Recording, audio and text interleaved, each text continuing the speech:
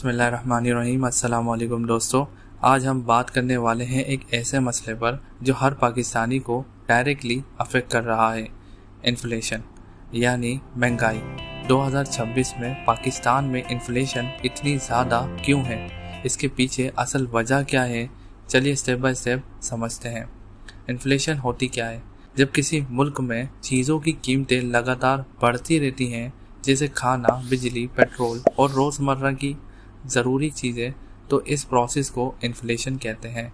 मतलब पैसे की वैल्यू कम होती जा रही होती है और चीज़ों की कीमत बढ़ती जाती है, तो इसको हम इन्फ्लेशन कहते हैं। अब सवाल ये है कि 2026 में पाकिस्तान में इन्फ्लेशन इतनी हाई क्यों है? इसका कई रीज़न है, जैसे करेंसी डेप्रिसिएशन। पाकिस्तानी रुपये की वैल्यू डॉलर के मुकाबले में गिरती जा रही है। जब रुपये कमज़ोर होता है तो इंपोर्ट की गई चीज़ें महंगी हो जाती हैं, जैसे पेट्रोल, मशीनरी और रॉ मटेरियल। ये डायरेक्टली प्राइसेस को बढ़ा देती हैं। Energy crisis. बिजली और गैस के रेट्स बढ़ने से इंडस्ट्री के खर्चे बढ़ जाते हैं। जब प्रोडक्शन कॉस्ट बढ़ती है तो कंपनीज अपनी चीज़ें महंगी बेचती हैं। इसका असर आम लोगों तक पहुंचता है। फूड प्राइसेस और एग्रीकल्चर। पाकिस्तान का एग्रीकल्चर सेक्टर क्लाइमेट चेंज और फ्लड्स की वजह से मुश्किलात का शिकार है।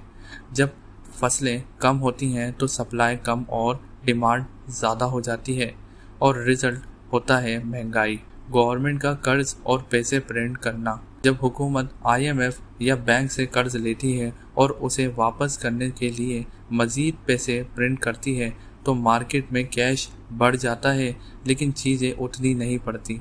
इसलिए हर चीज़ महंगी हो जाती है और आम आदमी का बजट ख़राब हो जाता है। Global factors.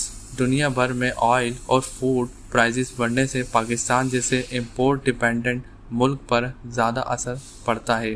ग्लोबल मार्केट के शॉक यहाँ डबल इम्पैक्ट पड़ते हैं। इन्फ्लेशन का सबसे ज़्यादा असर मिडिल क्लास और लोअर इनकम लोगों पर पड़ता है। उनकी इनकम उतनी नहीं बढ़ती जितनी चीज़ों की कीमत बढ़ जाती है। हर महीने का बजट टाइट हो जाता है और बेसिक्स नीड्स पूरा करना मुश्किल हो जाता है। पॉसिबल हालात और सॉल्यूशन। पाकिस्तान की इकोनॉमी को बेहतर बनाने के लिए कुछ इम्पोर्टेंट सॉल्यूशन हैं जो हुकूमत और आवाम मिलकर इम्प्लीमेंट कर सकती है। एक्सपोर्ट सेक्टर को स्ट्रॉन्ग बनाना, लोकल प्रोडक्शन को बढ़ाना, एनर्जी सेक्टर रिफॉर्म्स करना और फिस्कल डिसिप्लिन मेंटेन करना, और सबसे इम्पोर्टेंट है करप्शन और वेस्टफुल स्पेंडिंग को कम करना। तो दोस्तों, ये थी एक सिंपल एक्सप्लेनेशन कि 2026 में पाकिस्तान में इन्फ्लेशन इतनी ज़्यादा क्यों है। अगर कोई सवाल है तो कमेंट करें, वीडियो पसंद आए तो लाइक करें और चैनल को सब्सक्राइब करना ना भूलें।